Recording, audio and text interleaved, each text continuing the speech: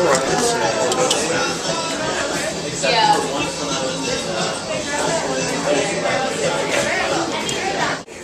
this is my Animalia journal. The first page tells us that it was a birthday gift for my 11th birthday from my mom. It says, please do not read.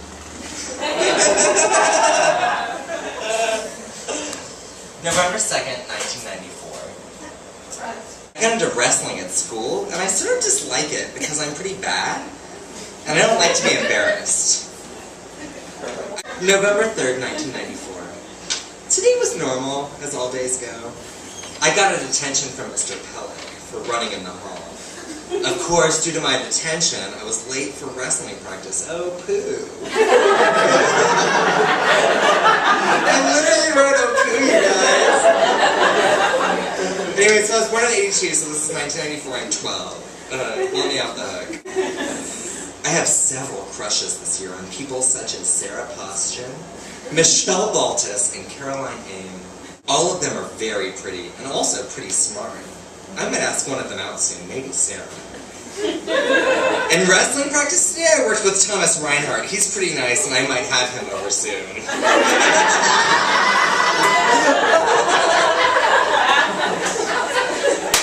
Okay, so that's 1993. This is November 94, right? And then I don't touch this journal again for years. And a bunch changes, and I'm about to tell you about it. But we pick it up again exactly 3 years later, November 4th, 1997. Whoa! Complete life change in just 3 years. I didn't know what I was talking about, having crushes on girls. I hated being in the closet. I came out about 2 months ago, September 1st, 1997. This is my parentheses gesture. And I love it. I'm in a super dilemma right now, though. I think I'm falling in love with David Davies. We talked last night for about 3 hours, during which he told me he would not allow himself to fall in love with me. I wanted to cry. I let him fuck me yesterday.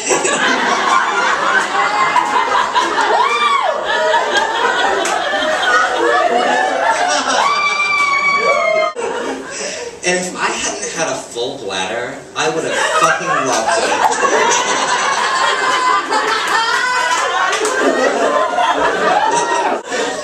I felt like I was gonna piss all over myself. He's the second guy who ever fucked me. See, Stairwell Cowboy. That's a poem in a journal that I set on fire. I can see David and I growing old together and loving every minute of it. Even if we don't end up the happy little couple, I do hope he gets corrected mentally. He thinks he's fat and ugly, and I find him absolutely fucking adorable. Body and all. Nice cock, too. I'm really excited about tomorrow, because I'm going to stay at David's house. I don't know what I expect, but I hope that spending the night together will put him a bit closer to falling in love with me. I love just about everything about him. His adorable face and goofy grin, his little belly and yummy nipples, his super erotic, muscular legs, and I love his coy sense of humor. It keeps me on my toes. This is humiliating.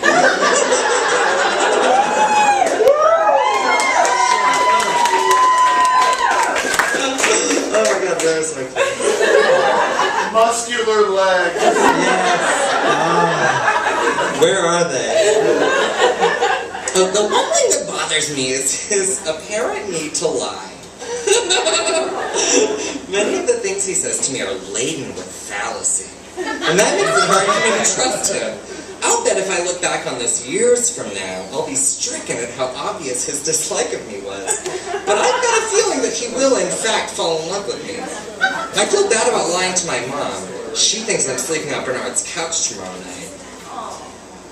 But I feel that staying with David is absolutely necessary in ways that I don't fully understand myself.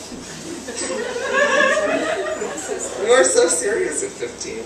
That said, I know that she could never comprehend my need for David's affection. In general, I feel that I am starved for affection. I would like to overcome that little obstacle sometime soon. On a completely separate note, I'm heading to Greensboro on Friday for a grassroots organizing weekend for LGBT youth activists, and it should kick ass. I just hope Bernard doesn't try anything fucked up while I'm there with him. Fucked is spelled F-U-C-T. It's one word. Fucked up. I also hope he's bringing a fat sack, because if this weekend is all workshops, I'm going to need to unwind afterwards. Bye-bye. When I left last Thursday to St. David's, he never showed up. I wasn't mad at him, but at myself. How fucked up? F-U-C-T again. What was I thinking? I was mad at myself because I wasn't angry with him. I just can't get mad at him.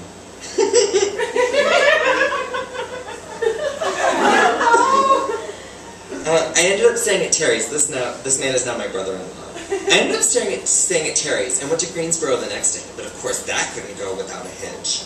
Bernard picked me up at 4 instead of 2 and then had to run errands. We got to that grassroots organizing weekend 2.5 hours late. Grrr. We got fucked up in the hot tub, and when we went to bed I had sex with Mark Holtzman. I was so embarrassed because I gave him a hickey on his neck and everyone knew it was for me. This man's 25, I'm 15. It was like a huge scandal at that. Like everyone was so freaked out that I gave this man a hickey. It was like more than just like, oh my god, it was for me. It's like, also, I'm under the age of consent. We had sex while 2 other people were in the room.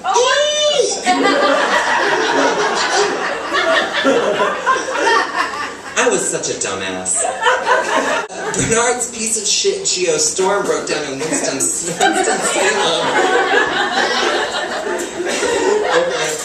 We had to stay with his 30-year-old cousins and their 4 kids. They were born-again Christians. Yikes. I don't think I'm going to go for the whole thing. We'll do one more and then I'll stop. Thank you. So this is the next day. Just got an enormous fight with my mom over my pornographic phone calls to the manhole.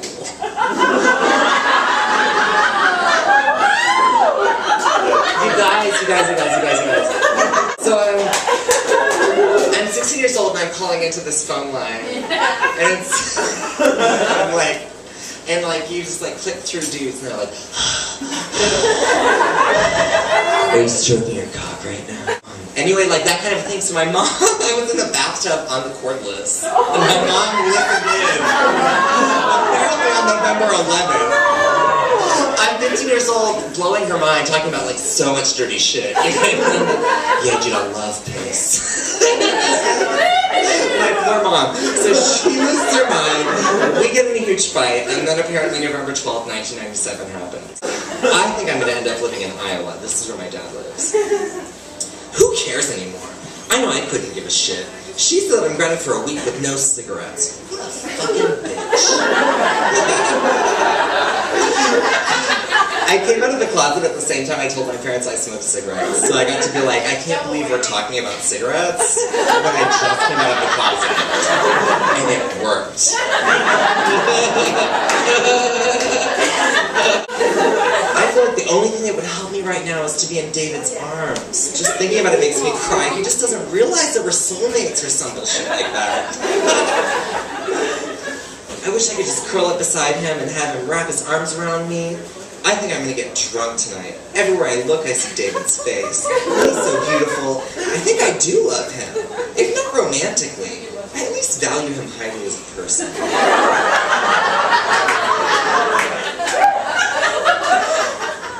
If he's here, like, I'll still go home with you.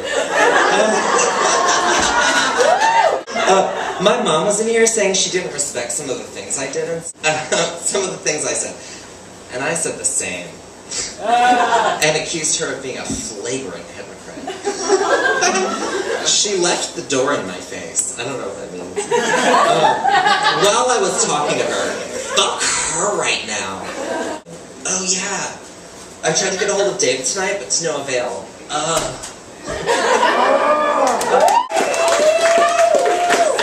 All the shit that kept falling out of my notebook is actually love magic to make David Davies fall in love with me. This is a spell.